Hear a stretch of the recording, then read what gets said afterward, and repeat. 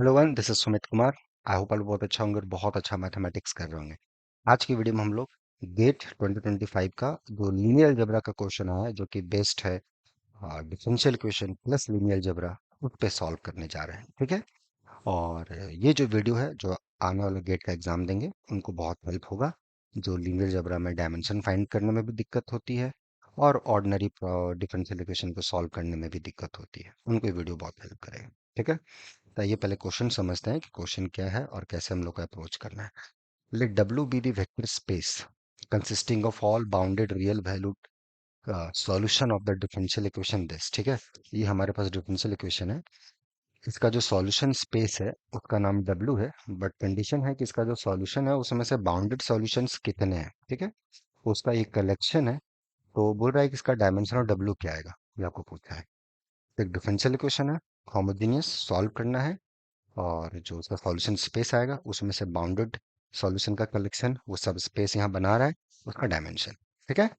तो बड़ा ही basic question है, कैसे अप्रोच करें हम लोग। राइट है।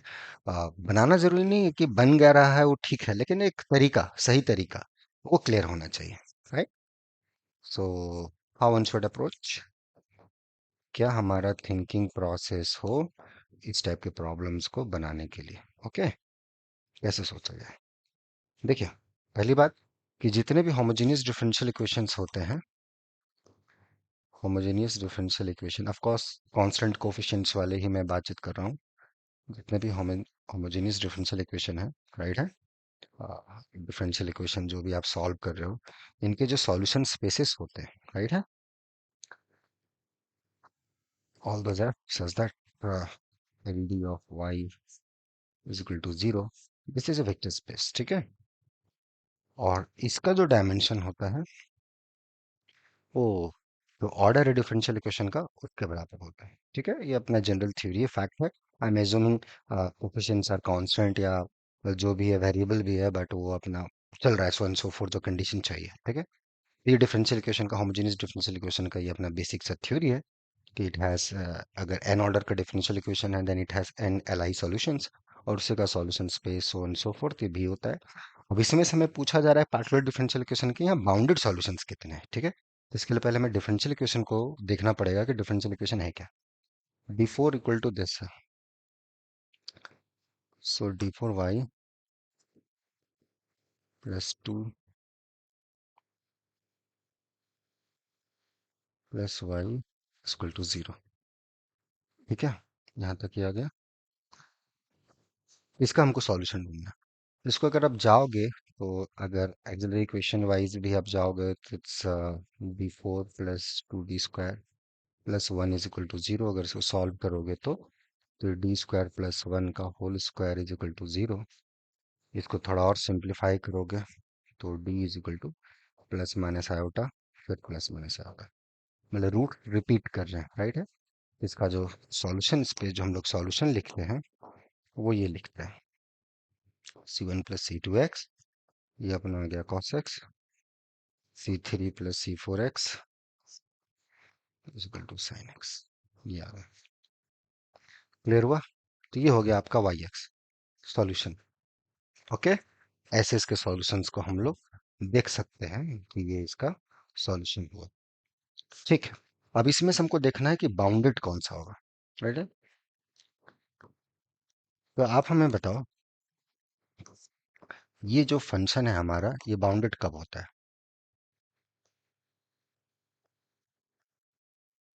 ये बाउंडेड कब होगा, when this function is bounded. So this Y X is bounded of course on R, if and only your C2, C4 must be 0. Why? तो जो हमारा सॉल्यूशन स्पेस आया W is basically C1 cos x, C2 sin x। जहाँ C1 C2 real number है, तो basically ये linear combination of this two functions, and this two are linearly independent, right. cos x sin x linear independent होता है। अच्छा, ये क्यों हुआ ऐसा, why C2 and C4 must be 0। ये फंक्शन अनबाउंडेड कब होगा, देखो। पहला चीज तो ये बाउंडेड क्वांटिटी है, ये भी बाउंडेड है, बट यहाँ पर ये एक्स मौजूद है। प्रॉब्लम साइन एक्स के साथ नहीं, एक्स के साथ है। एक्स अनबाउंडेड फंक्शन होता है, तो किसी बाउंडेड फंक्शन के साथ एक अनबाउंडेड फंक्शन का गुना है। और जो फंक्शन बाउंडेड है वो आइडेंटिकली जीरो नहीं है, इट्स बिहेव क्रेजी, और वो उसका बिहेवियर थोड़ा क्रेजी सा है, लाइक पीरियोडिक है, so and so fourth. Now you can know the theory कि when this function which is unbounded, this function which is bounded, product is going to be bounded or not। बढ़िया सा basic सा theory है, वो मैं चाहता हूँ आप सोच लो। ठीक है, क्यों है वो मैंने लिखा है। तो इसी टाइप की बहुत सारी बेसिक चीजें होती हैं जिसमें आप अटकते हो। इस पर अगर थोड़ा सा कमांड कर लोगे तो बढ़िया हो जाएगा। और वो कमांड करने के लिए यहाँ पे हम लोग का रेगुलर बैच 2 तारीख से स्टार्ट होगा। तो जो भी लोग सीरियस हैं आने वाले एग्जाम्स, चाहे वो गेट 2027 हो या 2028 हो, और अभी से प्रिपरेशन करना चाहते हैं, है ना, तो ये कोर्स आपको उस सेंस में हेल्प करेगा। अभी के एग्जाम के लिए भी हम लोग का फास्ट ट्रैक कोर्स चल रहा है गेट का, है ना, या टीएफआर के लिए आप उसमें आराम से जुड़ के मैथमेटिक्स को अच्छे से कर सकते हो, नए स्किल पे ले जा सकते हो। ओके, तो डायमेंशन कितना आ गया? So dimension of W is 2। Important ये नहीं कि इसका आंसर आपने ट्रू लिख दिया, ठीक है, बट वो अनबाउंडेड क्यों हो रहा है, कैसे हो रहा है, क्या इसका रीजन है, राइट है, that needs that complete proof. ठीक है, तो वो सोचना है उस बेसिस पे। ठीक है, तो ये जो अपना फंक्शन है, ये जो अपना फंक्शन है एक्स कॉस एक्स, ये अपना बाउंडेड है या अनबाउंडेड है, ये आपको देखना है। ठीक है, ओके, ये एक्सरसाइज है, इसको बना के भेजना है। ठीक है, और बहुत लोग बना के भेज भी रहे हैं, बहुत अच्छा लग रहा है।